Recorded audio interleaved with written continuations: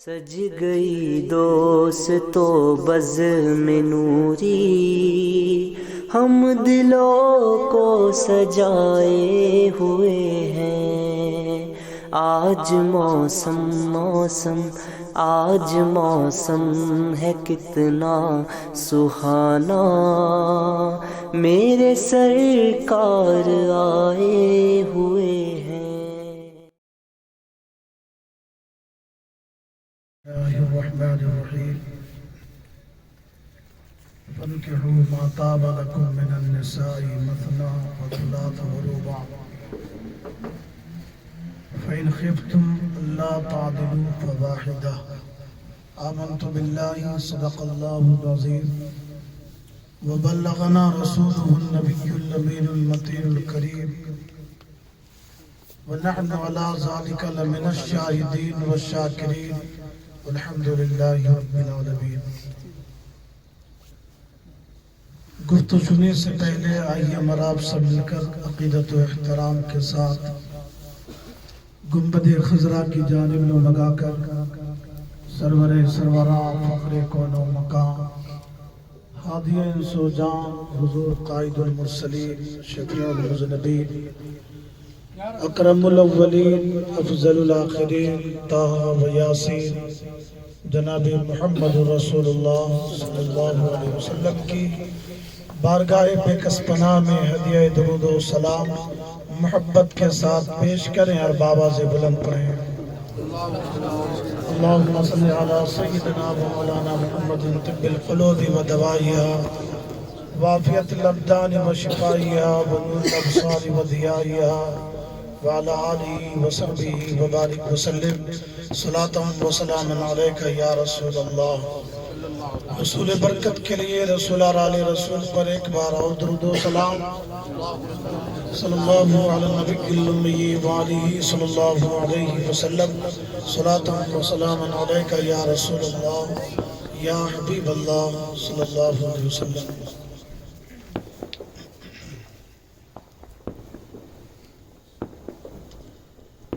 دعا ہے رحمت پروردگار ہو جائے، دعا ہے رحمت پروردگار ہو جائے، کرم حبیب خدا بے شمار ہو جائے، دلہا دلہن کو ملے دین کا چمن ایسا، تمام عمر سراپا بہار ہو جائے۔ خدا نے اپنی قدرت سے عجب نقشہ بنایا ہے، کہیں پیدا کیا دلہن تو کہیں دلہا بنایا ہے۔ یہ دونوں عرش اعظم سے مقرر ہو کے آئے ہیں، خدا نے اپنی حکمت سے یہاں ان کو ملایا ہے۔ پورا مجمع جی لگا کر ایک بار اور درود شریف پڑھیں۔ صلی اللہ علیہ نبی الامی وآلہ صلی اللہ علیہ وسلم صلاۃ و سلام علیکہ یا رسول اللہ یا حبیب اللہ صلی اللہ علیہ وسلم۔ حضرات،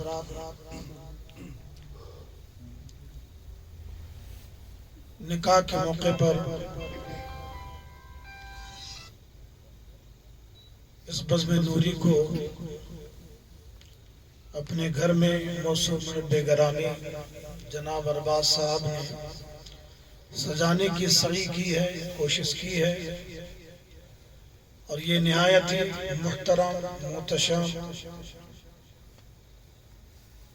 اور قابل مبارکباد قدم ہے۔ اللہ تعالیٰ انہیں اجر عظیم سے سرفراز فرمائے۔ بہت کم لوگ ایسے ہوتے ہیں کہ خوشی کے موقع پر، میں اس دور کی بات کر رہا ہوں، پہلے تو الحمدللہ ہمارے آبا و اجداد کا طریقہ ہوا کرتا تھا کہ جب بھی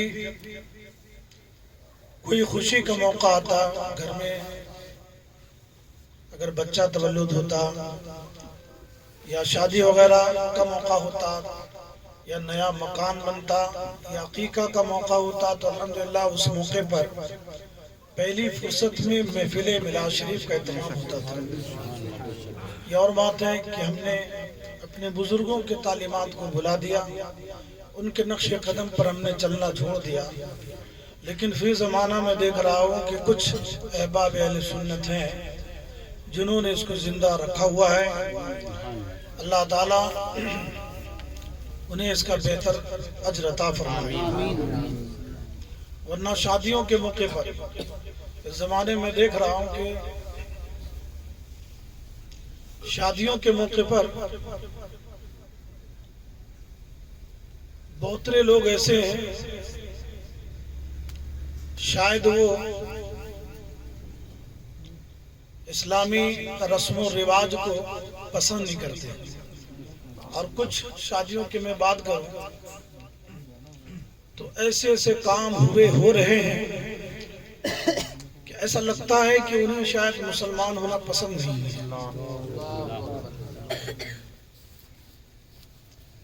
کسی کے تعلق سے اگر آپ کو جاننا ہو کہ ان کا رب رسول سے تعلق کیسا ہے، رب رسول سے ان کا تعلق کیسا ہے، تو آپ دیکھیں کہ خوشی کے موقع پر ان کے رویے کیا ہوتے ہیں اور غموں کے موقع پر ان کے رویے کیا ہوتے ہیں۔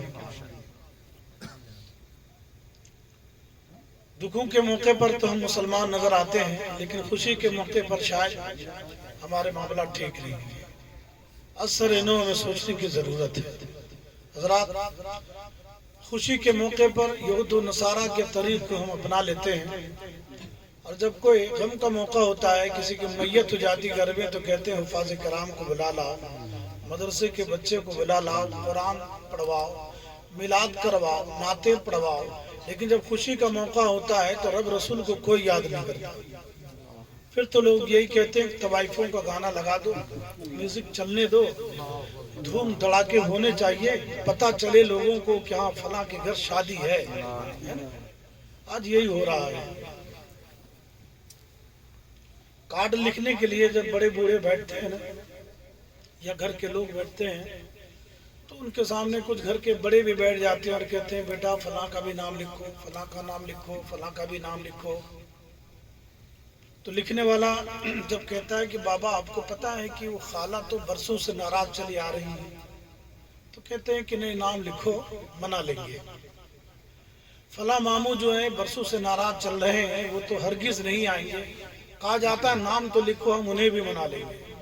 فلاں پڑوسی سے ہمارا اختلاف ہے، کہتے ہیں ان کا بھی نام لکھو، ہم انہیں بھی منا لیں گے۔ فلاں رشتہ دار سے نا اتفاقی چل رہی ہے، کہا جاتا ہے ان کا بھی نام لکھو، ہم منا لیں گے، اور منا لیا جاتا ہے۔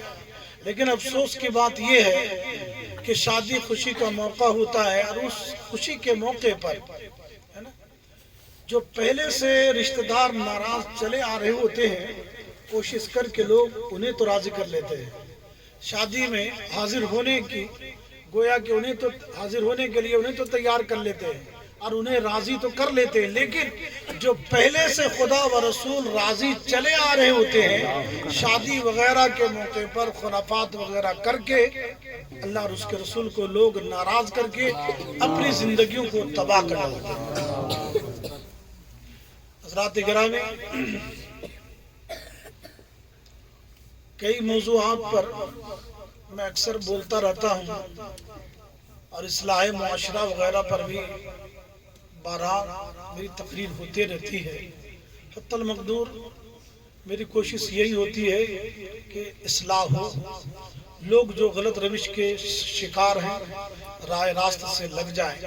کبھی کبھی دوران گفتگو میرے کچھ جملے سخت بھی ہوتے ہیں، کچھ ہمارے بھائی ہم سے ناراض بھی ہو جاتے ہیں، لیکن میں ایک ہی بات کہتا ہوں کہ میرے بھائیوں، میرے جملوں کا ٹارگٹ بسا اوقات کوئی ایک فرد نہیں ہوتا، بلکہ ہر وہ شخص جو ان چیزوں کا ذمہ دار ہوتا ہے، ہر وہ شخص میرے جملوں کے گرفت میں ہوتا ہے۔ میں کسی کو براہ راست لان تان یا تان تشنی کا نشانہ نہیں بناتا، بلکہ میں وہی بات رکھتا ہوں جو قرآن و حدیث سے ماخذ ہوتا ہے۔ قرآن عظیم کی ایک عظیم الشان آیت پڑھی، اللہ تعالیٰ فرماتا ہے فَانْكِحُوا مَا طَابَ لَكُم مِّنَ النِّسَاءِ مَثْنَىٰ وَثُلَاثَ وَرُبَاعَ فَإِنْ خِفْتُمْ أَلَّا تَعْدِلُوا فَوَاحِدَةً، نکاح کرو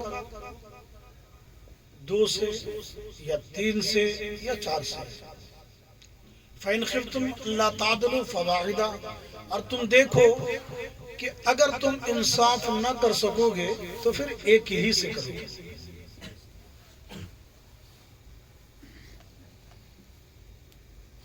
انصاف کر سکتے ہو، حقوق ادا کر سکتے ہو تو 2 بھی آپ کر سکتے ہیں، 3 بھی کر سکتے ہیں، 4 بھی کر سکتے ہیں۔ انصاف نہیں کر سکتے، حقوق ادا نہیں کر سکتے سب کی، تو قرآن نے کہا کہ ایک سے کرو۔ تاجدار مدینہ راحت قلب و سینہ صلی اللہ علیہ وسلم نے ایک موقع پر آپ کی زوجیت میں 9 بیویاں رہی، لیکن تاریخ آپ اٹھا کر کے پڑھ لیں، کہیں سے آپ کو یہ نہیں ملے گا کہ حضور نے کسی زوجہ کے حقوق کی ادائیگی میں کوئی کمی کیا ہو۔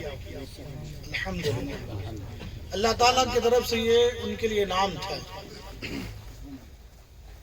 9 ازواج بیک وقت آپ کے نکاح میں رہی، لیکن ہر ایک کو آپ نے وقت دیا، ان کے حقوق ادا کیے۔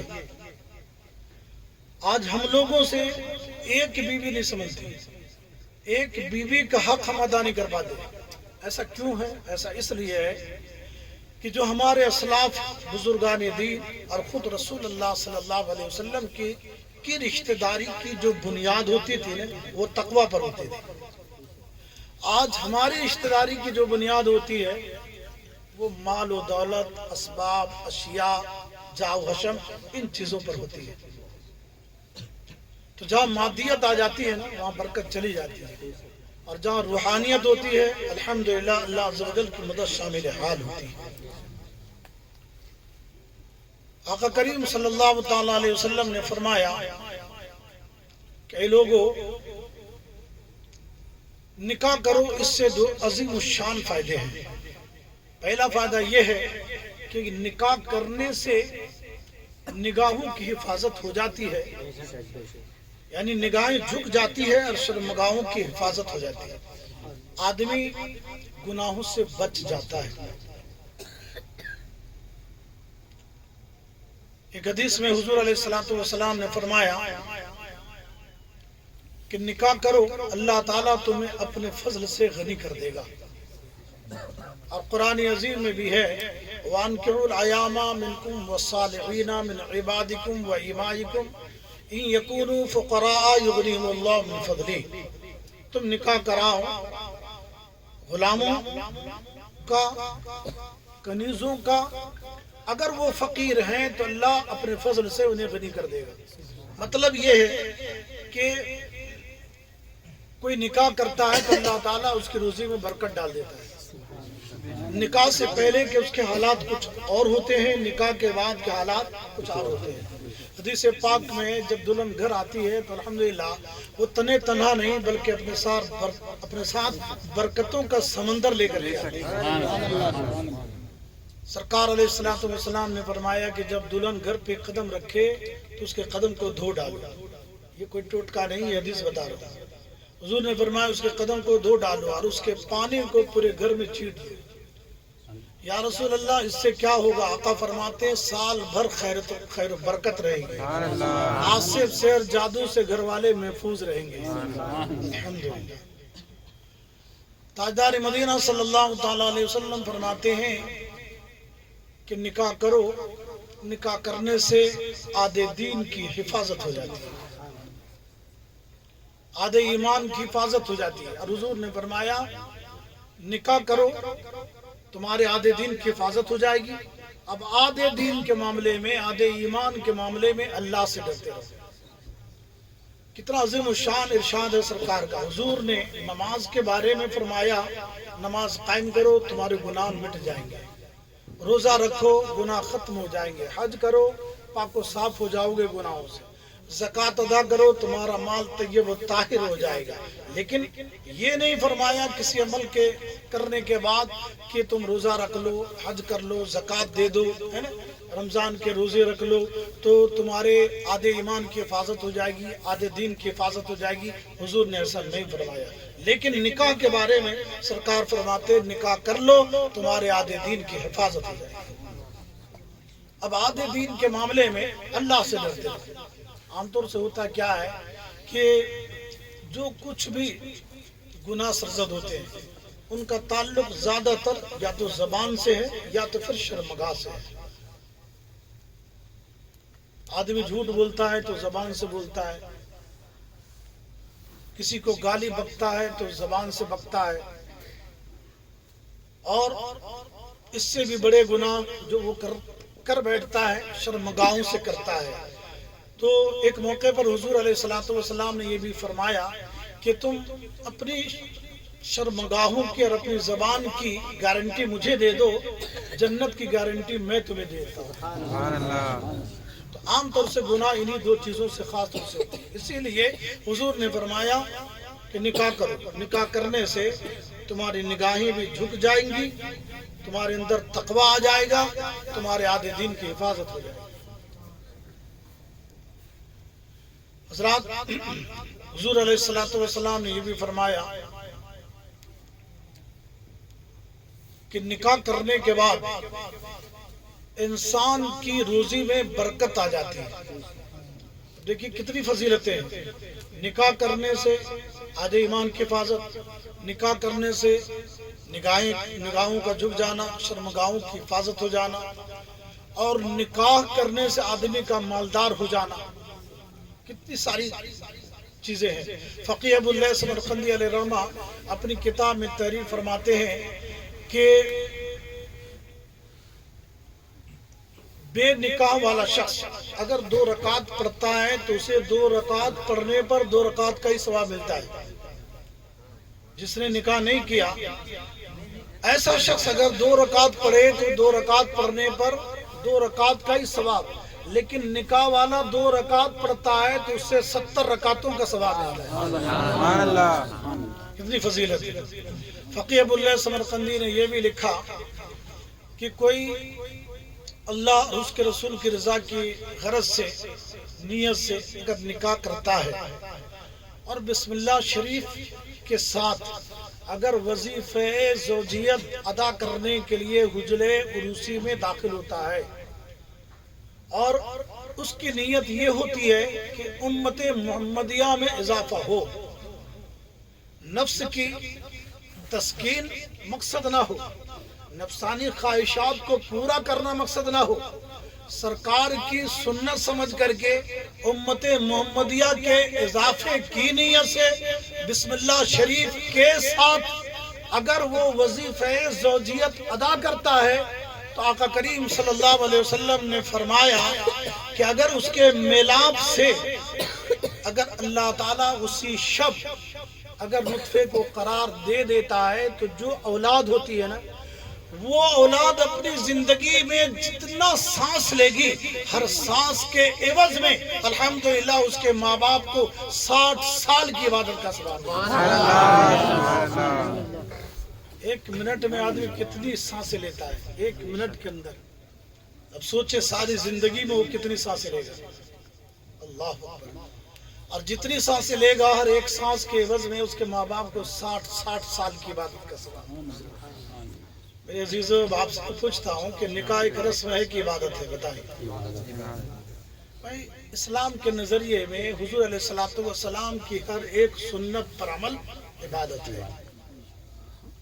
تب آپ سے میں پوچھتا ہوں کہ کیا عبادت میں یہ طوائفوں کے گانے چلتے ہیں؟ کیا ناچ گانا چلتا ہے؟ کیا عبادت ڈھول باجے تاشے ڈی جے باجے یہ سب چلتے ہیں؟ کیا ہونا تو یہ چاہیے کہ جس روز جوڑے کا نکاح ہو رہا ہو اس روز انہیں تو اور بھی زیادہ تقوی دکھانا چاہیے، پرہیزگاری ظاہر کرنی چاہیے۔ اس روز اور 5 وقتہ نمازوں کے علاوہ بھی نوافل کی بھی کثرت کرنی چاہیے، یہ خیال کرتے ہوئے کہ یار ہماری زندگی کا ایک نیا دور آج سے شروع ہونے جا رہا ہے۔ اللہ اور اس کے رسول اگر راضی رہیں گے تو ہمارا مستقبل تابناک و روشن ہوگا۔ تو بہتر یہ ہے کہ آج انہیں راضی کرنے والے کام کر لیں۔ اس نظریے کے ساتھ ہے نا، اس دن کی تو نمازیں بالکل قضا نہ ہوں، بلکہ فرائض و واجبات کے علاوہ ہو سکے تو نوافل کی بھی کثرت کرے۔ لیکن عام طور سے اس وقت کیا دیکھا جا رہا ہے کہ دلہا دلہن کی نمازیں اس دن کی خاص طور سے قضا ہوتی ہے، اور ان کے ساتھ ساتھ ان کے گھر والوں کی بھی نمازیں قضا ہوتی ہیں۔ اور دلہا دلہن کے نمازوں کی قضا کرنے کی جو خاص وجہ بنتی ہے وہ یہ ہے کہ وہ وضو نہیں کر سکتے۔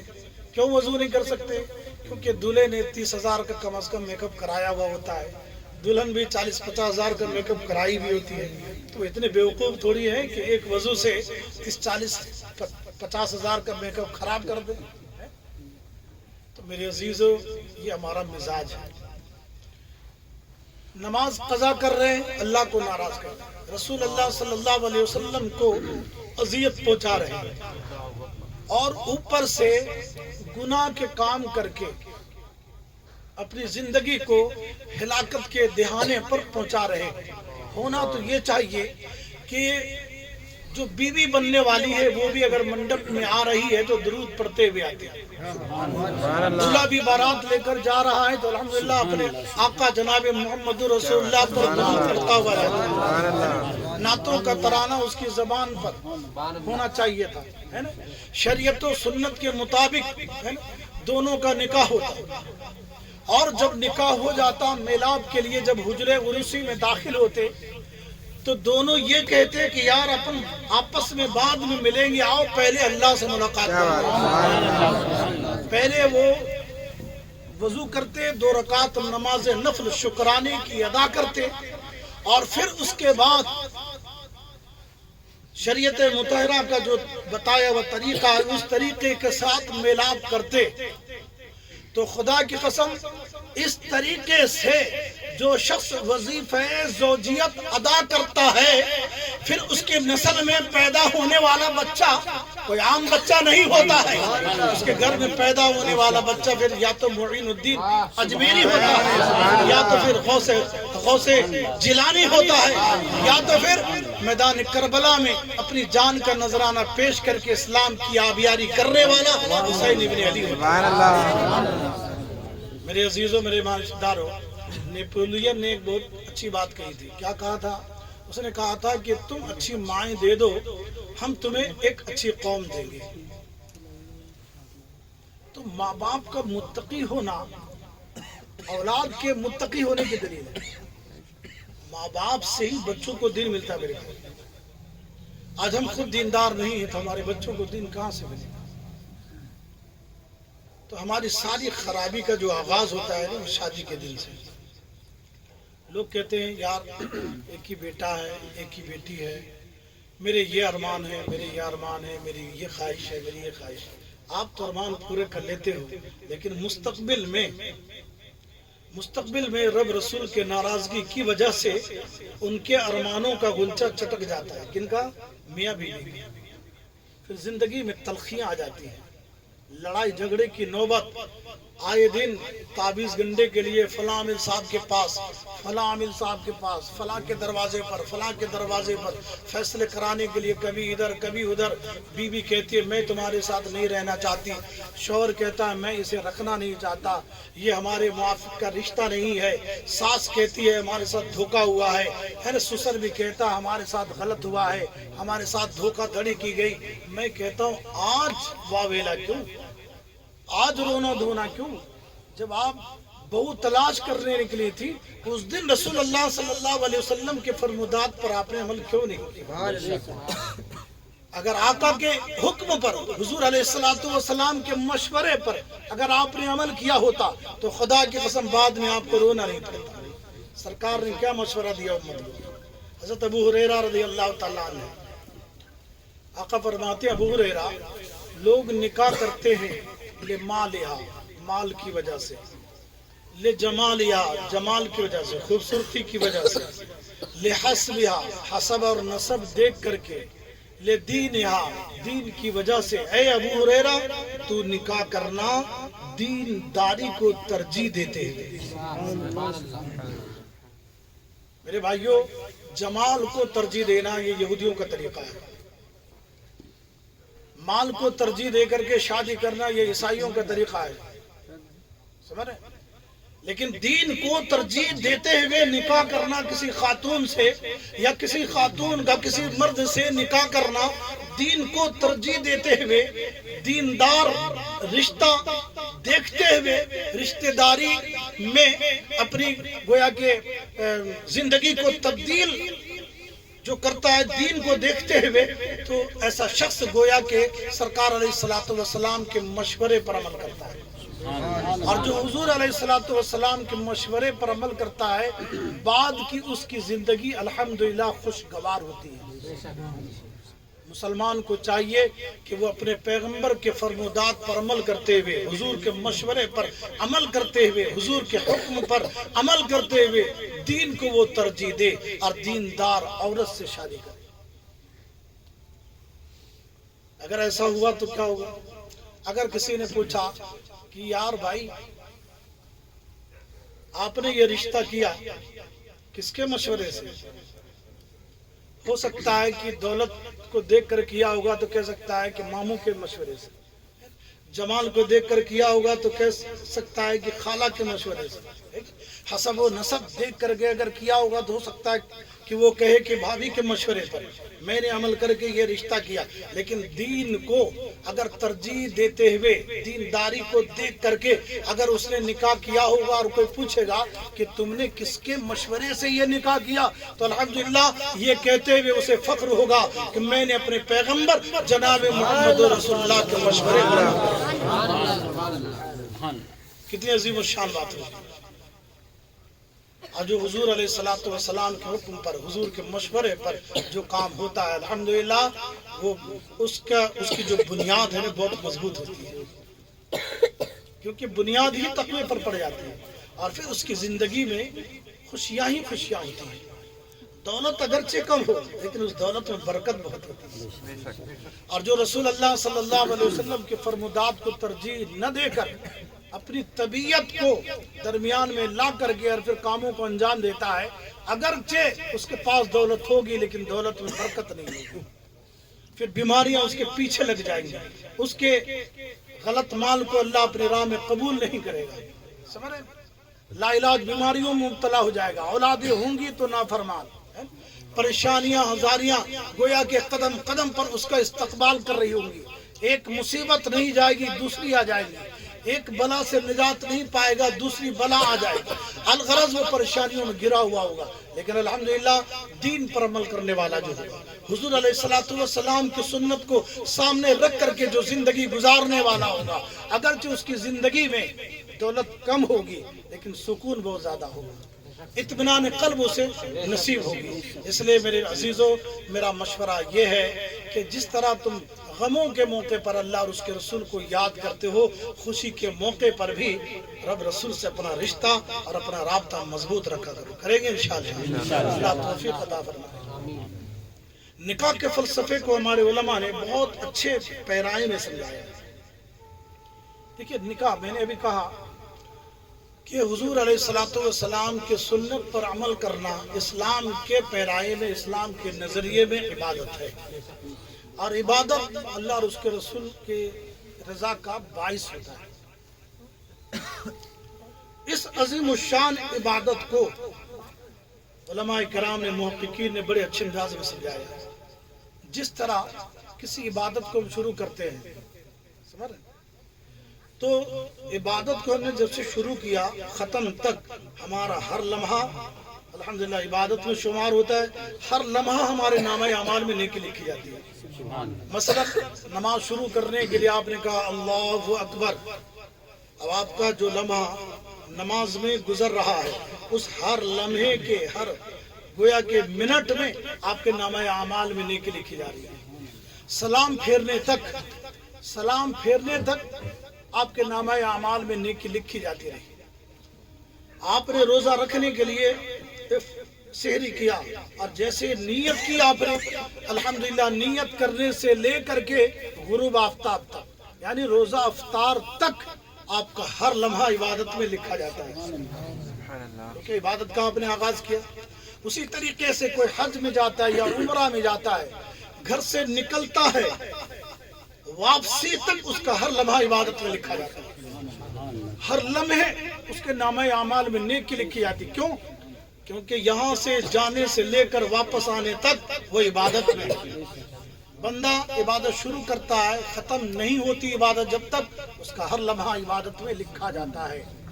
بعین نہیں، آپ سمجھ لیں کہ جیسے ہی نکاح کے موقع پر بندہ کہتا ہے میں نے قبول کیا، میں نے قبول کیا، الحمدللہ اس کے نامہ اعمال میں نیکیاں لکھی جانی شروع ہو جاتی ہیں۔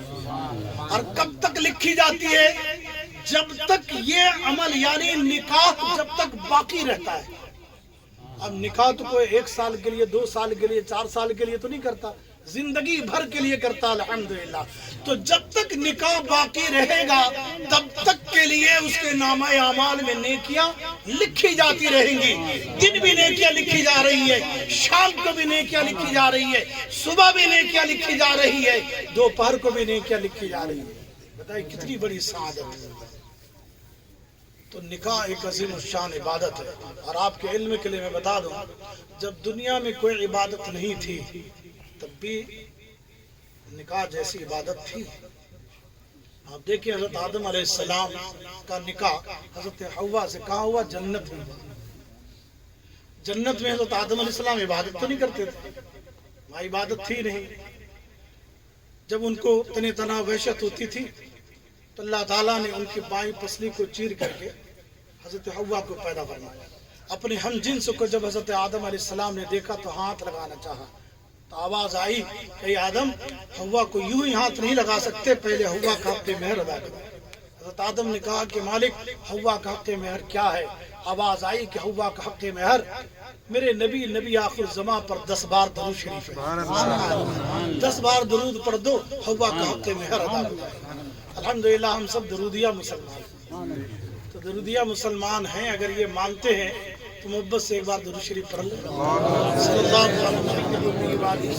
علیہ وسلم، صلاۃ و سلام علیک یا رسول اللہ صلی اللہ علیہ وسلم۔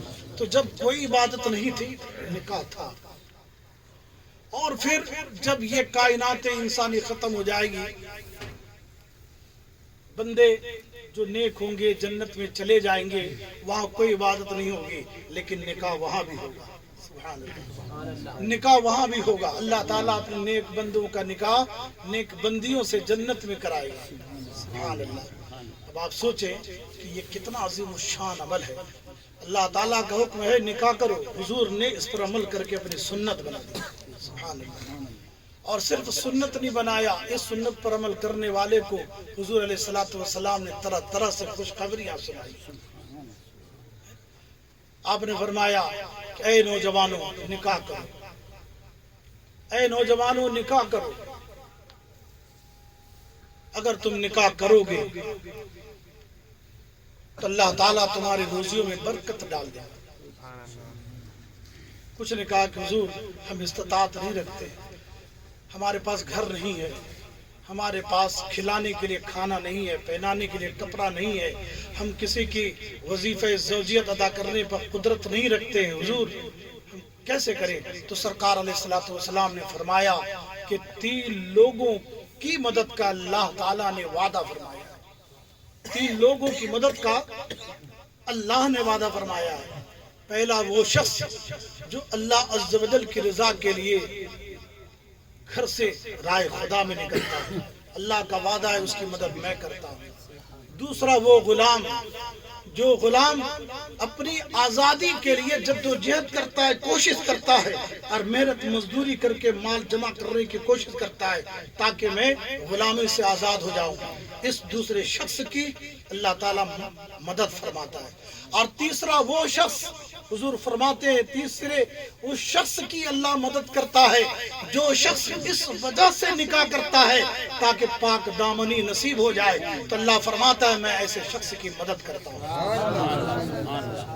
اچھا آپ بتائیے کہ اللہ اگر کسی کی مدد کرے کوئی کمی رہ جائے گی؟ ہم اور آپ اگر کسی کی مدد کریں گے یا مدد کرنے کا بیڑا اٹھائیں کہ بھائی تم گھبرانا نہیں، ہم تمہارے ساتھ ہیں، ہم تمہاری مدد کریں گے، ہو سکتا ہے کہ اس کے مدد میں ہماری جانب سے کمی رہ جائے، کما قہو نہ کر سکے، آدھا دورا کرے، پورا نہ کر سکے، لیکن الحمدللہ اللہ جب کسی کی مدد کرتا ہے تو پھر اس کی مدد میں کوئی کمی نہیں رہتی۔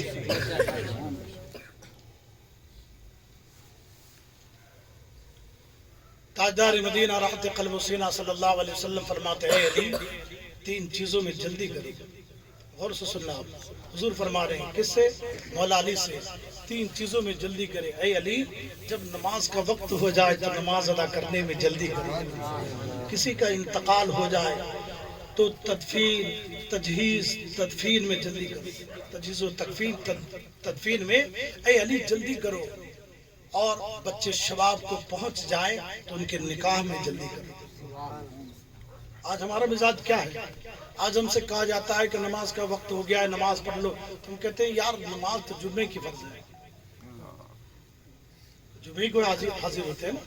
اگر ہم یہ خیال کرتے کہ نہیں یار 5 وقت کی نماز فرض ہے تو 5 وقت پہنچتے مسجد، ہمارا مزاج تو یہی ہے کہ ہم نے یہ خیال کر رکھا ہے یار نماز تو جمعے کی فرض ہے۔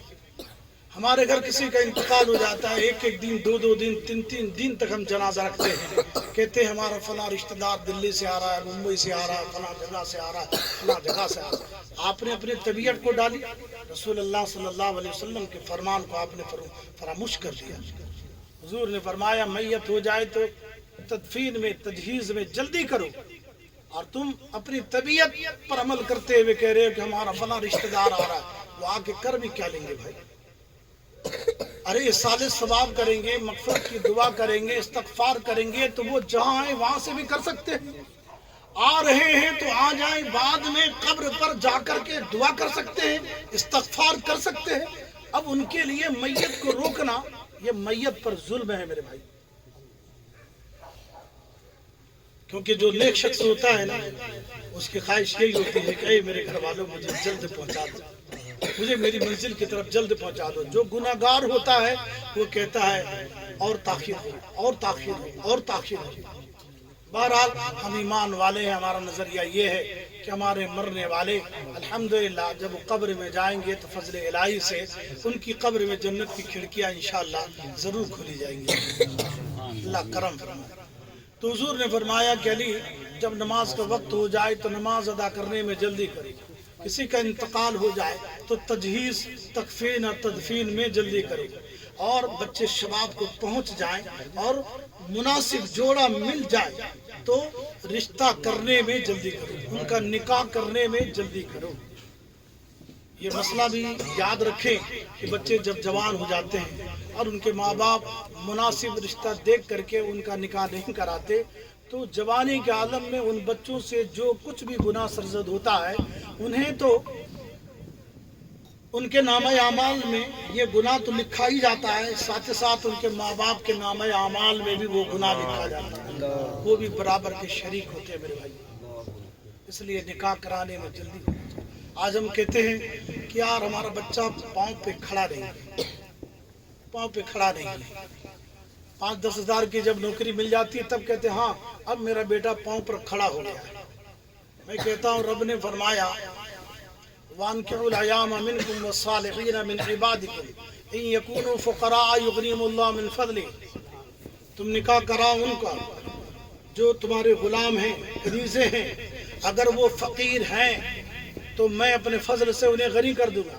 اللہ فرما رہا ہے کہ نکاح کرو میں غنی کر دوں گا، میں تمہیں مال سے نواز دوں گا، تمہاری غربت کو ختم کر دوں گا۔ اللہ تعالیٰ کے اس وعدے پر آج ہمارا بھروسہ نہیں رہا۔ اللہ تعالیٰ وعدہ کر رہا ہے میں غنی کر دوں گا، میں تمہیں مال عطا کر دوں گا، میں روزی دیتا ہوں، میں تمہیں دوں گا، لیکن آج اللہ کے وعدے پر ہمارا بھروسہ نہیں رہا۔ جب 5-10 ہزار ہمارا بچہ کمانے لگتا تب کہتے ہاں میرا بیٹا پاؤں پر کھڑا ہو گیا ہے، یعنی 5-10 ہزار 20 ہزار کو ہم نے توجہ دی، ترجیح دی، اللہ عز و جل کا وعدے کو ہم نے فراموش کر دیا۔ میرے عزیزو آج اللہ عز و جل سے ہمارا جو رابطہ ہے، رشتہ کتنا کمزور ہے کہ اللہ اکبر، آج اسباب پر تو ہمارا ایمان ہے لیکن مسبب الاسباب پر ہمارا ایمان نہیں۔ کسی نے کہا ہے نا خدا کو بھول بیٹھے لوگ فکر روزی میں، خیال رزق ہے رزاق کا خیال نہیں۔ قرآن عظیم میں ایک جگہ یہ بھی ہے کہ لوگوں تم اپنے بچوں کو قتل نہ کرو۔ زمانے جاہلیت میں کیا ہوتا تھا کہ لڑکے جب پیدا ہوتے تھے نا تو ان کا گلا گھونٹ دیتے تھے۔ نظریہ کیا ہوتا تھا کہ یہ کھائیں گے کہاں سے؟ لڑکی جب پیدا ہوتی تھی تو شرم کی وجہ سے کہ یہ بڑی ہوگی، پھر یہ کسی کے یہاں شادی ہو کر کے جائے گی، پھر اس کے ساتھ کوئی مرتد ہوگا، تو وہ اس کو عار سمجھتے تھے، سمجھے کہ نہیں؟ تو ان کو زندہ دفن کر دیتے تھے۔ قرآن نے سختی سے منع فرمایا اور فرمایا کہ تم بچوں کو جان سے نہ مارو، ہم انہیں بھی رزق دیں گے، تمہیں بھی رزق دیں گے، ہم تمہیں بھی دیں گے، انہیں بھی دیں گے۔ یہ اللہ تعالیٰ کا وعدہ ہے، تو ہمارا اس پر ایمان ہونا چاہیے۔ آج کتنے لوگ کہتے ہیں بچے یار دو ہی اچھے، تو آپ کون ہوتے بچوں کو کھلانے والے؟ بچوں کو کھلانے والا، بچوں کے ماں باپ کو کھلانے والا، کائنات کو پالنے والا تو احکم الحاکمین ہے، وہ رب العالمین ہے۔ اس کا وعدہ ہے کہ جس کو میں نے پیدا کیا ہے اس کی روزی میں دیتا ہوں۔ آپ پڑھیں حدیث کا، بخاری کی روایت ہے، جب بچہ ماں کے پیٹ میں ہوتا ہے 120 دن کا ہو جاتا ہے، اللہ کے حکم سے فرشتہ آتا ہے اور رب تعالیٰ فرماتا ہے فرشتہ لکھ دے۔ یا رب کیا لکھوں؟ لکھ دے یہ لڑکا ہوگا کہ لڑکی؟ فرشتہ لکھ دیتا ہے یہ لڑکا ہے یا لڑکی۔ رب فرماتا ہے لکھ دے کہ یہ کھائے گا کہاں سے؟ لکھ دیا جاتا ہے۔ لکھ دے اس کی عمر کتنی ہوگی؟ حکم ہوتا ہے لکھ دے کہ یہ مرے گا کیسے؟ یہ ساری چیزیں لکھ دی جاتی ہیں۔ میرے عزیزوں، میرے ایمان رشتہ داروں، جب بچہ پیدا ہو جاتا ہے اور مائیں ڈھنگ سے جب پرورش نہیں کرتی، بچہ جب نالائق ہوتا ہے تو ماں باپ واویلا کرنے لگتے ہیں، ہمارا بچہ ایسا ہے، ہمارا بچہ ایسا ہے، ہمارا بیٹا نالائق ہے، فرما بردار نہیں ہے، خدمت گزار نہیں ہے، اس کے اندر یہ برائیاں ہیں، اس کے اندر یہ خامیاں ہیں۔ میں کہتا ہوں اب رو رہے ہو، جب 119 دن ہوئے تھے اسی دن مصلی اٹھا کر کے خدا کی بارگاہ میں کھڑے ہو جاتے اور کہتے ہیں پروردگار عالم کل 120واں دن ہونے والا ہے، میرے بچے کی تقدیر تو لکھنے والا ہے، لکھوانے والا ہے، تو اے اللہ جو بچہ تو مجھے نصیب کر رہا ہے اس کے نامہ اعمال میں لکھ دے کہ وہ بچہ وقت کا بھیا جی سرکار بن جائے، اس کے لیے لکھ دے کہ وہ معین الدین اجمیری ہو جائے، اس کے لیے لکھ دے کہ وہ غوث جیلانی بن جائے، اس کے لیے لکھ دے کہ وہ صف اول کا متقی و پرہیزگار بن جائے۔ اگر ماں باپ اسی تاریخ کو یہ کام کر لیتے تو کیا کچھ نہیں ہو سکتا۔ جب تقدیر لکھ دی جاتی ہے اس کے بعد یہ واویلا شروع ہوتا ہے، ہمارا بیٹا ایسا ہے، ہمارا گھرانہ ایسا ہے، ہمارے گھر کے لوگ ایسے ہیں، یہ ایسے ہیں، وہ ویسے ہیں۔ میرے عزیزوں، آج علم کی ہمارے اندر بہت زیادہ کمی ہے، آج ضرورت ہے کہ سرکار علیہ الصلوۃ والسلام کی سنت کو ملحوظ رکھتے ہوئے، شریعت و سنت پر عمل کرتے ہوئے نکاح جیسے قانون پر عمل کیا جائے۔ الحمدللہ ہمارے اسلاف نے، بلکہ ہم حضور سے شروع کرتے ہیں، سرکار علیہ الصلوۃ والسلام نے دین کو ترجیح دیا۔ مولا علی مشکل کشا سے آپ نے اپنی بیٹی کا نکاح کرایا۔ تاریخ آپ کو پتا ہے، آپ سب کے علم میں ہے کہ خاتون جنت سیدہ طیبہ طاہرہ فاطمۃ الزہرا رضی اللہ تعالیٰ عنہ کا نکاح حضرت مولا علی مشکل کشا سے ہوا۔ جس وقت حضرت علی سے نکاح ہونے کا تھا، حضرت علی کرم اللہ وجہ الکریم کے گھر میں کچھ بھی نہیں تھا، مہر ادا کرنے کے لیے بھی ان کے پاس رقم نہیں تھی، کچھ بھی نہیں تھا۔ اور مہر فاطمی کتنی معلوم؟ میری فاطمی ہے 1.5 کلو چاندی اور 30 گرام 9 ملی گرام چاندی، 1.5 کلو 30 گرام اور 9 ملی گرام، یہ مہر فاطمی ہے۔ آپ اس کو اگر یاد رکھیں گے تو یہ آپ کے لیے کام بھی آئے گا۔ کئی لوگ بولتے ہیں کہ یار ہم کو مہر فاطمی رکھنا ہے، جب ان سے پوچھا جاتا ہے کہ مہر فاطمی ہے کتنا تو پتہ ہی نہیں ہوتا، کوئی کچھ کہتا ہے کوئی کچھ کہتا ہے، تو مہر فاطمی اتنا ہے۔ بہرحال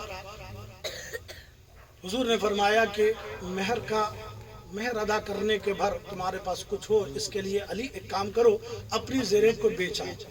حضرت علی کرم اللہ وجہ الکریم اپنی زرہ لے کر کے جا رہے ہیں بازار کی طرف، راستے میں حضرت عثمان ذو النورین رضی اللہ عنہ سے ملاقات ہوئی۔ انہوں نے کہا علی کہاں جا رہے ہو؟ کہنے لگے نکاح کا موقع ہے، رسول اللہ صلی اللہ علیہ وسلم کی بیٹی سے نکاح ہونا ہے، میں یہ زرہ بیچنے جا رہا ہوں تاکہ حق مہر ادا کر سکوں۔ حضرت عثمان فرماتے ہیں علی نکاح تمہارا ہوگا، خرچہ عثمان کا ہوگا۔ سبحان اللہ، واپس چلو تمہارے نکاح میں جو بھی خرچ ہوگا وہ میں کروں گا۔ حضرت عثمان غنی رضی اللہ تعالیٰ عنہ حضرت علی کرم اللہ وجہ کریم کو واپس لے گئے. بہرحال خاتون جنت کا نکاح ہوا. سرکار علیہ الصلوۃ والسلام نے کیا دیکھا تھا حضرت علی نے؟ سرکار کو تو سب پتا تھا کہ علی کے پاس کیا ہے کیا نہیں. حضور علیہ الصلوۃ والسلام نے جس چیز کو ترجیح دیا وہ دین تھا. آپ نے یہ دیکھا کہ علی صف اول کا متقی ہے، علی پرہیزگار ہے، علی نیکوکار ہے نا؟ علی میں ہر وہ خوبی موجود ہے جو ایک مومن متقی کے اندر ہونی چاہیے. اور سرکار علیہ الصلوۃ والسلام نے یہی دیکھ کر کے اپنی بیٹی کا ہاتھ ان کے ہاتھ میں دے دیا. آج ہم کیا دیکھتے ہیں؟ آج ہم یہ دیکھتے ہیں کہ جس کو ہم بیٹی دے رہے ہیں وہ مالدار ہے کہ نہیں، وہ اچھا کماتا ہے کہ نہیں، اس کا گھر اچھا ہے کہ نہیں، ہے نا، اچھے اچھے اس کے دوست ہے کہ نہیں، اس کے اثر رسوخات میں کیسے کیسے لوگ ہیں، سب کچھ معلوم کرتے ہیں. لیکن کوئی یہ نہیں معلوم کرتا کہ وہ بچہ صوم و صلات کا پابند ہے کہ نہیں، وہ دیندار ہے کہ نہیں، وہ متقی ہے کہ نہیں، وہ پرہیزگار ہے کہ نہیں، شریعت مطہرہ کا علم رکھتا ہے کہ نہیں، ہے نا، جو ضروریات دین ہے ضروریات دین کا اس کو علم ہے کہ نہیں، یہ ہم پتہ نہیں کرتے. لڑکی کبھی ہاتھ مانگنے چلے جاتے ہیں، سب پوچھتے ہیں کہاں تک پڑھی ہے، بتایا جاتا ہاں یہ کانوینٹ اسکول میں پڑھی ہے، 10ویں پڑھی ہے، 12ویں پڑھی ہے، کالج تک پڑھی ہے، اس نے ایم اے کیا ہے، بی اے کیا ہے، ایم ایس سی کیا ہے، یہ کیا ہے، وہ کیا ہے. فر انگلش بولتی ہے، خوش ہو جاتے ہیں، واہ میری جو ہونے والی بہو ہے وہ تو انگلش بولنا جانتی ہے، وہ تو اسکٹ والا کپڑے پہنتی ہے، وہ تو بڑی فرفر باتیں کرتی ہے. یہ سب دیکھ کر کے لوگ متاثر ہو جاتے ہیں. پوچھنا بھول جاتے ہیں کہ یہ صوم و صلات کی پابند ہے بھی کہ نہیں، یہ بڑوں کی عزت کرتی ہے کہ نہیں، چھوٹوں پر شفقت کا سایہ ڈالتی ہے کہ نہیں، یہ اللہ اور اس کے رسول کو پہچانتی ہے کہ نہیں، یہ شریعت کے مطابق اپنی صبح و شام گزارتی ہے کہ نہیں. یہ کوئی نہیں پوچھتا میرے بھائی. نتیجے میں بعد میں کیا ہوتا ہے؟ انہی گھروں میں پھر چنگاریاں سلگنے لگ جاتی ہیں، کیونکہ اس خاتون کو، اس لڑکی کو پتا ہوتا ہے کہ یہ ہمارے آگے پیچھے جو ہو رہے ہیں یہ میرے حسن و جمال کی وجہ سے. تو وہ آ کر کے پھر اپنے حسن و جمال کا جادو جو ہے نا اپنے شوہر پہ چلاتی ہے. 2-3 مہینہ نہیں گزرتا ہے نا کہ وہ ایسا اپنا عشق کا جادو ہے اور اپنی محبت کا جال اپنے شوہر پر پھینکتی ہے کہ 2-3 مہینہ کے اندر ہی اپنے شوہر کو لے کر کے اور کہیں اور جا کر کے رہنے لگ جاتی ہے. ایسا ہوتا ہے کہ نہیں؟ ایسا ہوتا ہے، کیونکہ اسے پتا تھا کہ یہ تو ہمارے آگے پیچھے اس لیے ہو رہے ہیں کہ ان کو ہماری دولت نظر آئی، ان کو ہمارا حسن و جمال نظر آ گیا. کاش کہ اسی وقت اگر دین دیکھا ہوتا تو ہونے والے ساس سسر کو یہ تکلیف نہیں سہنی پڑتی کہ 2 مہینہ نہیں ہوا شادی ہوئے، 4 مہینہ نہیں ہوا شادی ہوئے، ان کا بیٹا ان کی آنکھوں کا تارا ان کی نگاہوں سے دور ہو کر رہنے لگا. آج وہ واویلا کرتے ہیں، روتے پھرتے. تو میرے عزیزوں، میرے رشتہ داروں، آج کے اس درس کا سبق ہے کہ خدا را اللہ اور اس کے رسول کے حکموں پر عمل کرو. رسول اللہ صلی اللہ علیہ وسلم کی سنت کو ترجیح دو. حضور علیہ الصلوۃ والسلام کے حکم پر عمل کرتے ہوئے رشتہ داری میں دین کو ترجیح دو. دیندار بہو لاؤ، دیندار شخص کو اپنی بیٹیاں دو. حضرت سعید بن مسیب رضی اللہ تعالیٰ اللہ اکبر، بہت بڑے تابعی بزرگ گزرے تھے. حرہ کا واقعہ آپ کے سامنے پیش آیا تھا، میں اس جانب آپ کو نہیں لے جانا چاہتا. آپ روزانہ درس قرآن دیتے تھے. آپ کے درس قرآن میں ایک حضرت عبداللہ ابن عبا نام کے ایک شخص جو بڑے متقی، بڑے پرہیزگار اور اچھی استعداد کے جو مالک تھے، وہ آپ کے درسگاہ میں آتے اور سامنے بیٹھتے اور جو کچھ بھی آپ ارشاد فرماتے وہ لکھتے جاتے، نوٹ کرتے جاتے. بڑے ذہین تھے، بڑے متقی تھے، اعلی درجے کے جید عالم تھے حضرت عبداللہ ابن عبا. بہرحال چند روز وہ درسگاہ میں نہیں آئے تو حضرت سعید ابن مسیب پوچھتے ہیں لوگوں سے کہ فلاں شخص نظر نہیں آ رہا ہے، فلاں شخص نظر نہیں آ رہا ہے. تو 3 دن کے بعد جب وہ آئے تو آپ نے ان سے بذات خود پوچھا کہ عبداللہ کیا بات ہے، تم نظر نہیں آ رہے تھے؟ تو وہ کہنے لگے کہ حضور استاذ گرامی، بات دراصل یہ ہے کہ میری اہلیہ کا انتقال ہو گیا تھا، تو تعزیت کے لیے لوگ گھر میں آتے رہے 3 دن تک، اس لیے میں گھر سے نکل نہیں سکا. مجھے بھی فکر تھی کہ میرا درس چھوٹ رہا ہے، میں سبق میں پیچھے ہو رہا ہوں، معافی دے دیجیے. بہرحال حضرت سعید بن مسیب نے جب یہ سنا کہ ان کی اہلیہ کا انتقال ہو گیا ہے تو حضرت سعید بن مسیب، ان کی بیٹی کا نام فاطمہ ہے، اور ان کی بیٹی کا ہاتھ مانگا تھا وقت کے بادشاہ نے اپنے بیٹے کے لیے، نام تھا عبد الملک ابن مروان۔ عبد الملک ابن مروان کا جو بیٹا تھا وہ ولی عہد بننے والا تھا۔ بھائی بادشاہ کا جو بیٹا ہوتا ہے وہ تو شہزادہ ہوتا ہے، اب شہزادے کے لیے اگر کوئی رشتہ مانگے تو کسی کی مجال ہے کہ انکار کر دے؟ آج تو اگر کوئی ذی وقار شخص اگر کوئی بڑے عہدے پر ہے، کلکٹر ہے یا کوئی منتری ہے، سنتری ہے وغیرہ وغیرہ، اگر اس کا رشتہ کسی کے گھر اگر آ جائے تو لوگ فخر سے بتاتے پڑتے ہیں ہمارے گھر تو فلانے صاحب کا رشتہ آیا ہے، ہماری بیٹی کا رشتہ فلانے مانگا ہے، یہ لوگ بتاتے ہوئے فخر محسوس کرتے ہیں۔ لیکن سعید ابن مسیب کی لڑکی کا ہاتھ جب عبد الملک ابن مروان جو اس وقت کے بادشاہ تھے انہوں نے جب اپنے بیٹے کے لیے ہاتھ مانگا تو سعید ابن مسیب نے صاف انکار کر دیا اور کیا کہا، میں اپنی بیٹی کو کسی دیندار کے ہاتھوں اس کی شادی کروں گا، میں کسی متقی کو دوں گا، میں کسی پرہیزگار کو دوں گا۔ اس کے پاداش میں سعید ابن مسیب رضی اللہ تعالیٰ عنہ کو عبد الملک ابن مروان نے 100 کوڑے مارے۔ کتنے کوڑے مارے؟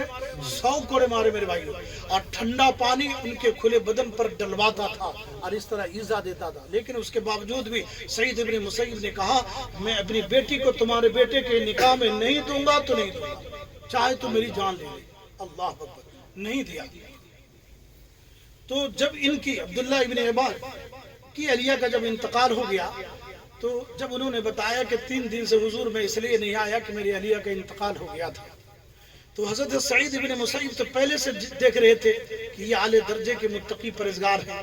جیسے ہی سنا ان کے اہلیہ کا انتقال ہو گیا تو فوراً آپ نے کہا کہ میں چاہتا ہوں کہ میں اپنی بیٹی کو تمہارے نکاح میں دے دوں، کیا تم کرو گے؟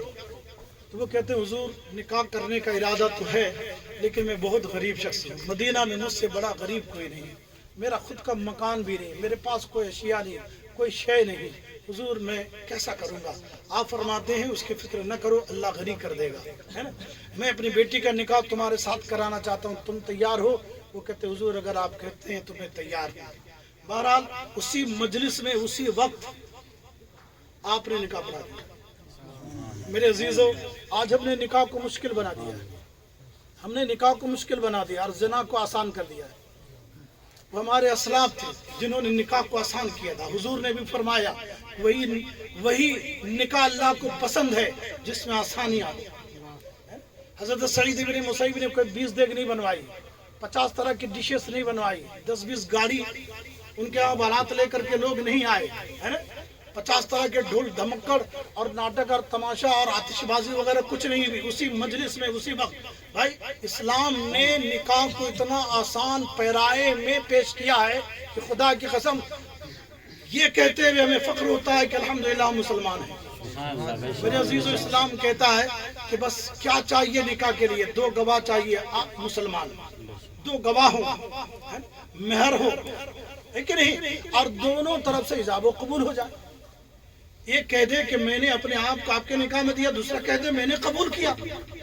الحمدللہ ان 3 چیزوں کی صرف ضرورت ہوتی ہے، 2 گواہ، مہر اور پھر میاں بیوی کا ایجاب و قبول، نکاح ہو جاتا ہے۔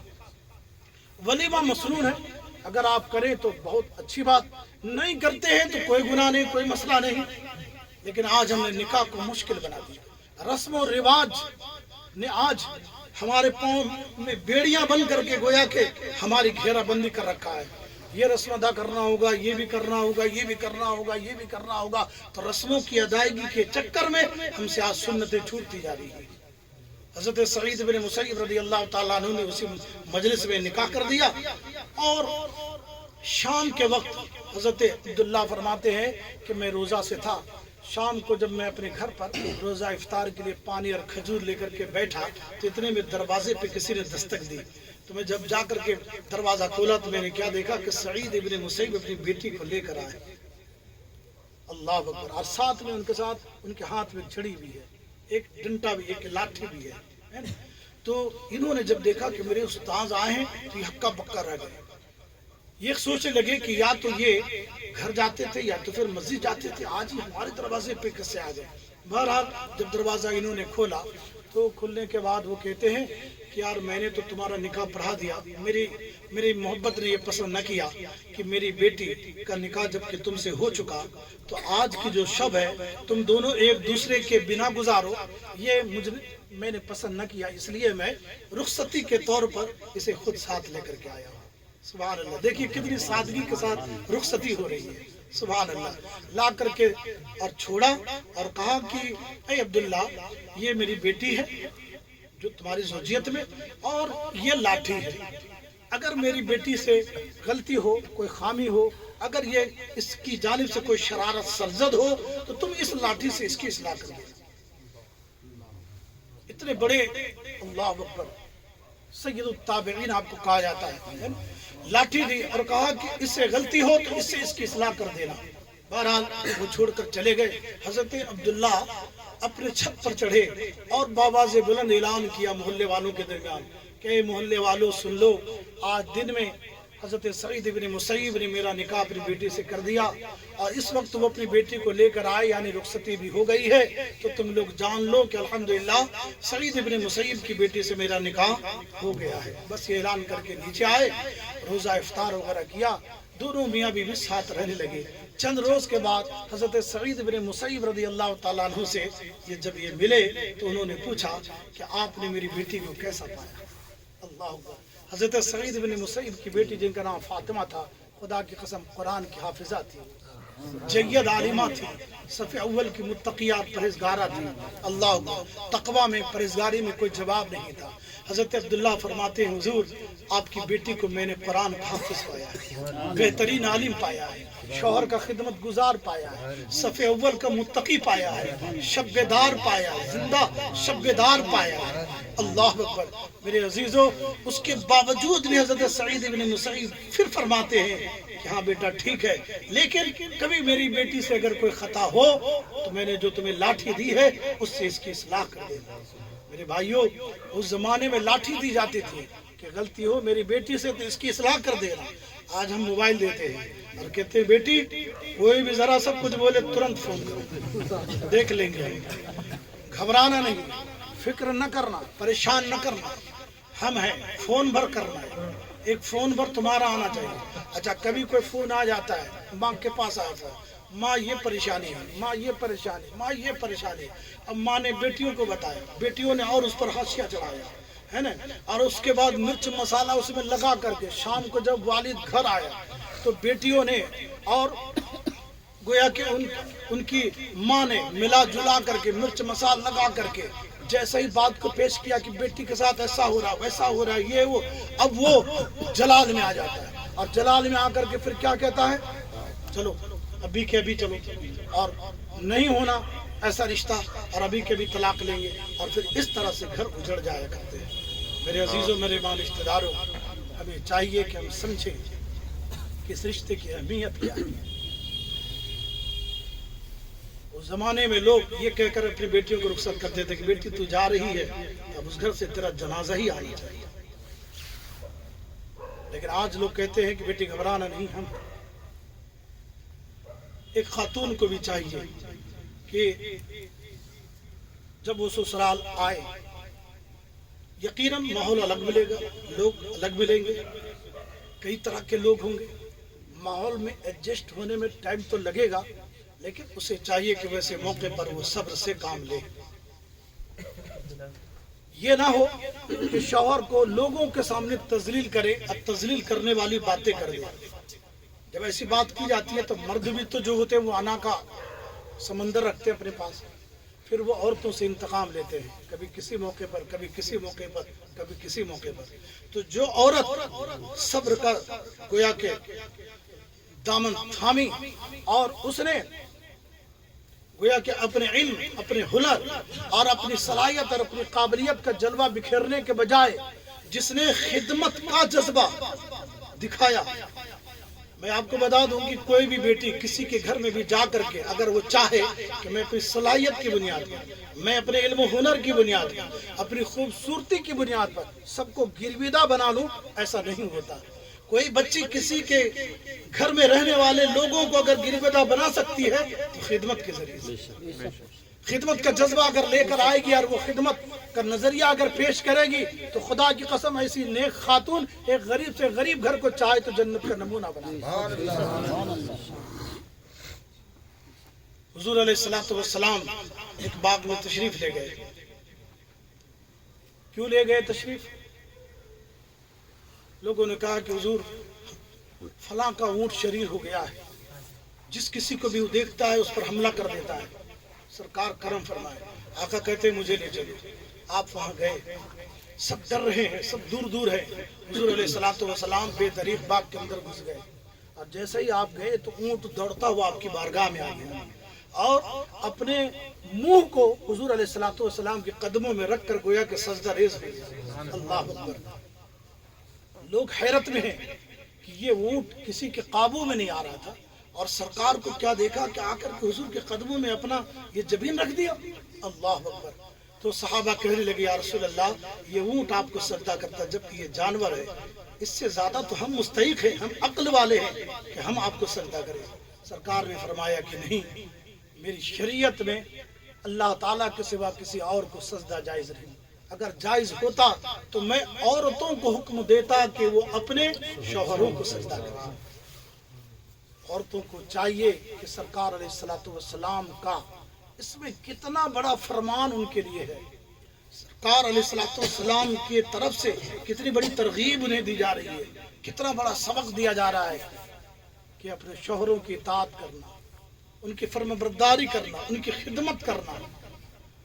اور قرآن عظیم میں بھی ہے، رب تعالیٰ فرماتا ہے للرجال علیہن درجہ، اور مردوں کا عورتوں کے اوپر ایک درجہ اونچا ہے. عورت کو چاہیے کہ مردوں کے حقوق کا خیال رکھے اور مرد کو بھی چاہیے کہ عورتوں کے حقوق کا خیال کرے.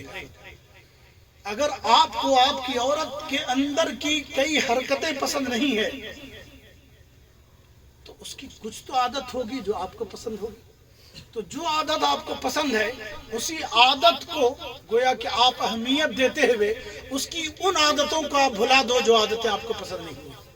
کم از کم یہی خیال کر لیا کرو کہ یار یہ اپنی سہیلیوں کو، اپنے گھر بار کو، اپنے ماں باپ کو، سب کچھ کو چھوڑ کر کے ہماری خاطر آئی. تو یہ خیال کرتے ہوئے آپ ان کے حقوق کا خیال کریں، وہ آپ کے حقوق کا خیال کریں. اگر ایسا ہو تو الحمدللہ ایک غریب سے غریب گھر بھی الحمدللہ نمونہ جنت بن جائے. تو یہ سب کب ہوگا؟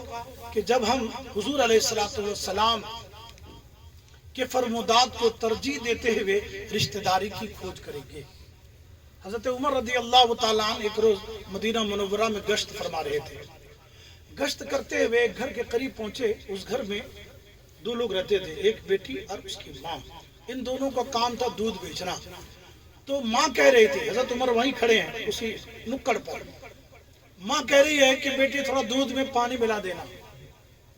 تو بیٹی کہتی ہے کہ امی جان، امیر المومنین نے منع فرمایا کہ خبردار کوئی دودھ میں پانی ملا کر نہ بیچے ورنہ قیامت کے دن اسے جواب دینا ہوگا. تو امیر المومنین نے منع فرمایا. تو ماں کہتی ہے، زور سے بول رہی ہے، ماں کہہ رہی ہے بیٹی امیر المومنین کو یہاں تھوڑی ہے، امیر المومنین تھوڑی دیکھ رہے ہیں، تم پانی ملا دو دودھ میں. تو بچی کہتی ہے امی جان، امیر المومنین عمر نہیں دیکھ رہے ہیں تو کیا ہوا؟ عمر کا خدا تو دیکھ رہا، عمر کا خدا تو دیکھ رہا. ایسا کہا تو حضرت عمر نے ان کے گھر پہ نشان لگایا اور نشان لگا کر کے آگے بڑھ گئے. صبح جب ہوئی تو اپنے غلام اسلم کو آپ نے بھیجا اس گھر پر اور کہا جاؤ اس بڑھیا کو بھی بلا لاؤ اور اس کی بیٹی کو بھی بلا لاؤ. دونوں آ گئے اور کہتے ہیں رات تمہارے گھر کے قریب سے میں گزر رہا تھا، تمہاری بیٹی کا تقوی مجھے پسند آ گیا. سبحان اللہ. 22 لاکھ مربع مل کے الحمدللہ حاکم ہے میرے آقا جناب عمر. 22 لاکھ مربع مل کے، لیکن عاجزی دیکھیں آپ، ایک جھوپڑی میں رہنے والی بچی کے ساتھ آپ کا کیا رویہ ہے. آپ فرما رہے ہیں کہ مائی تمہاری بچی کا تقوی مجھے پسند آ گیا.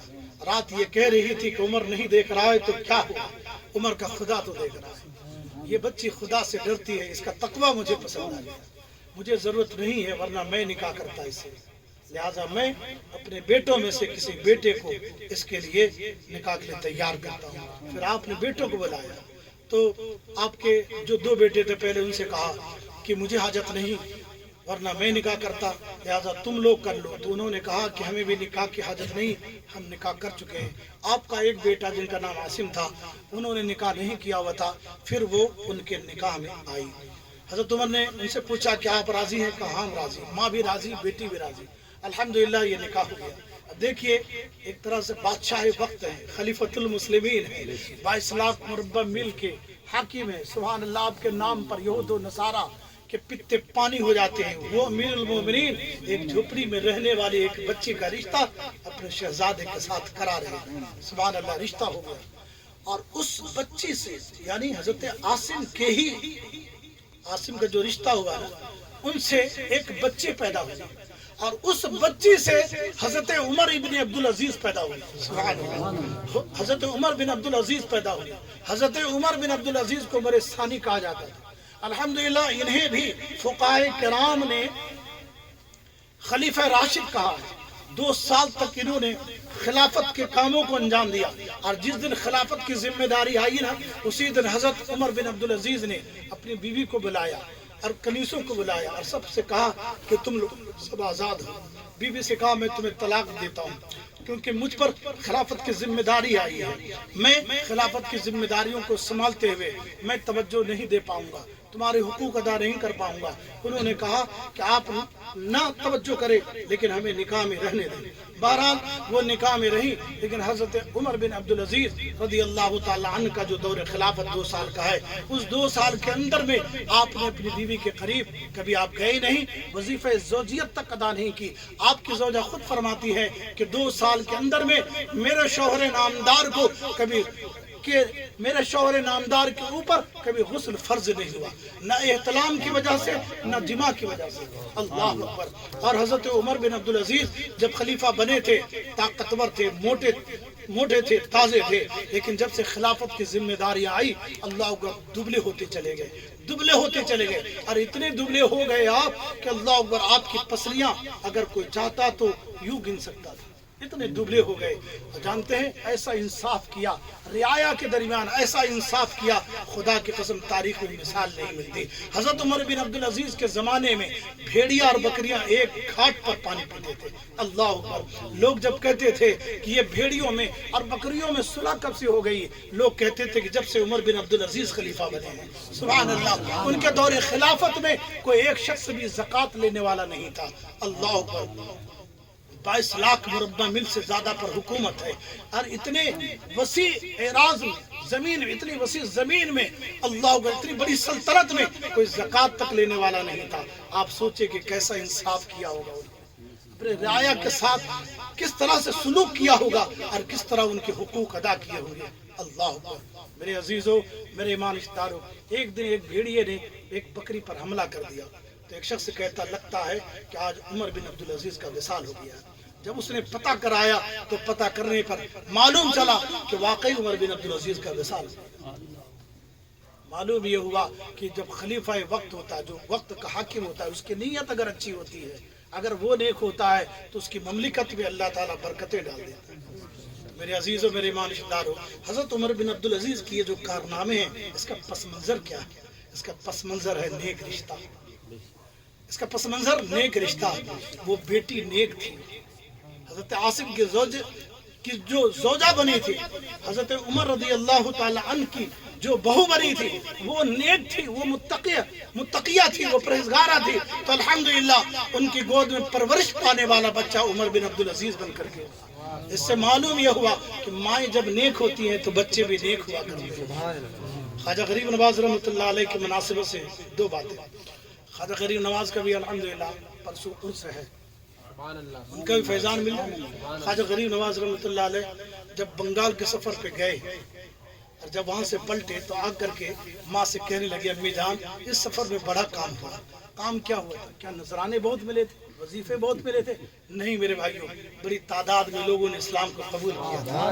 حضرت خواجہ معین الدین فرما رہے تھے امی جان بڑا کام ہوا، بہت کام ہوا، دن کا بہت کام ہوا، میں بہت خوش ہوں۔ تو خواجہ معین الدین چشتی اجمیری حسن سنجری سے آپ کی والدہ فرماتی ہیں بیٹے معین الدین یہ تیرا کمال نہیں، یہ میرا کمال ہے۔ تو وہ کہتے ہیں کہ امی جان سفر میں نے کیا، لوگوں کو کلمہ میں نے پڑھایا، لوگوں کو حلقہ بگوش اسلام میں نے کیا، آپ کا کمال کیسے ہو گیا؟ تو وہ فرماتے ہیں کہ اس لیے کہ میں نے بغیر وضو کے تمہیں کبھی دودھ نہیں پلایا. سبحان اللہ. یہ تمہارا نہیں ہے، میرے دودھ کا. نعرہ تکبیر، نعرہ رسالت، علماء اہل سنت. میرے عزیزو، وقت کافی ہو چکا ہے، اس لیے میں اپنی گفتگو کو اب یہی ختم کرتا ہوں. مجھے امید قوی ہے کہ انشاءاللہ عز و جل جو نصیحت کی باتیں کی گئی ہے اس پر عمل کریں گے. رشتہ دیکھیں جب بھی نکلیں گے لڑکی کے لیے یا لڑکے کے لیے، انشاءاللہ عز و جل دین کو ترجیح دیں گے.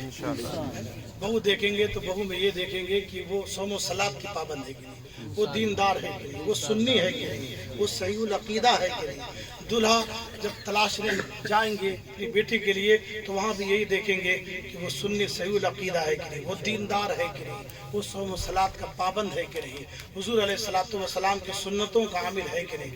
انشاءاللہ یہی دیکھیں گے انشاءاللہ. میرے عزیزوں، میرے رشتہ داروں، سنت حضور علیہ الصلوۃ والسلام کی ہے یہ، اور سنت پر الحمدللہ عمل یہ عظیم الشان عبادت ہے، اور عبادت سے اللہ عز و جل راضی ہوتا ہے. اور اللہ تعالیٰ کا وعدہ ہے کہ میں ان کی مدد کرتا ہوں جو اس نظریے کے ساتھ نکاح کرتا ہے کہ پاک دامنی نصیب ہو جائے. الحمدللہ. تو یہ انبیاء کرام کی بھی سنت ہے، صحابہ کرام کی بھی سنت ہے نکاح کرنا، تابعین، تبع تابعین، ائمہ مجتہدین، سلف صالحین، اللہ محبین منصفین کی بھی سنت ہے. تو اس سنت کو عبادت سمجھ کر کے ادا کیا جائے تو الحمدللہ ساری زندگی انشاءاللہ عز و جل خیر و برکت رہے گا. اور ایسے لوگوں کے زندگیوں میں اللہ برکت ڈال دیتا ہے کہ جو لوگ دین کو ترجیح دیتے ہوئے رشتے کو گویا کہ طے کرتے ہیں. تو ایسے لوگ کے رشتے میں دلہا کے لیے دلہن میں اور دلہن کے لیے دلہا میں اللہ تعالیٰ برکت ڈال دیتا ہے، پھر ان کو خوشگوار زندگی نصیب ہو جاتی ہے. مجھے امید ہے ارباب بھائی بھی نکاح کریں گے تو نکاح کے موقع پر انشاءاللہ حضور علیہ الصلوۃ والسلام سے اگر ان کا قلبی رشتہ ہے تو اس موقع پر بھی حضور کی خوشنودی کو انشاءاللہ ترجیح دیتے ہوئے سارے کاموں کو انشاءاللہ گھر میں کرانے کی گویا کی کوشش کریں گے. امید قوی ہے انشاءاللہ.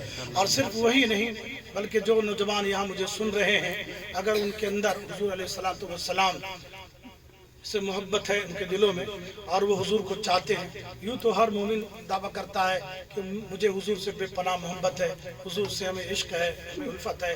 تو میرے بھائیوں، حضور سے کتنا رشتہ آپ کا مضبوط ہے، کتنا ربط آپ کا مضبوط ہے، کتنی آپ کو محبت ہے ان سے، یہ پتہ خوشی کے موقع پر ہی چلتا ہے، شادیوں کے موقع پر ہی چلتا ہے، منگنی وغیرہ کے موقع پر ہی چلتا ہے. تو آج عہد و پیمان باندھے کہ انشاءاللہ جس طرح دکھوں کے موقع پر رب رسول سے ہمارا رشتہ مضبوط رہتا ہے، انشاءاللہ خوشیوں کے موقع پر بھی ہمارا رشتہ رب رسول سے مضبوط رہے گا انشاءاللہ. غیر شرعی کاموں سے انشاءاللہ بچیں گے اور بچتے رہیں گے. اللہ توفیق عطا فرمائے. خوب کی سیر چمن گل چنے شاد رہے، باغ با جاتا ہے گلشن تر آباد رہے. واخر دعوانا الحمدللہ رب العالمین.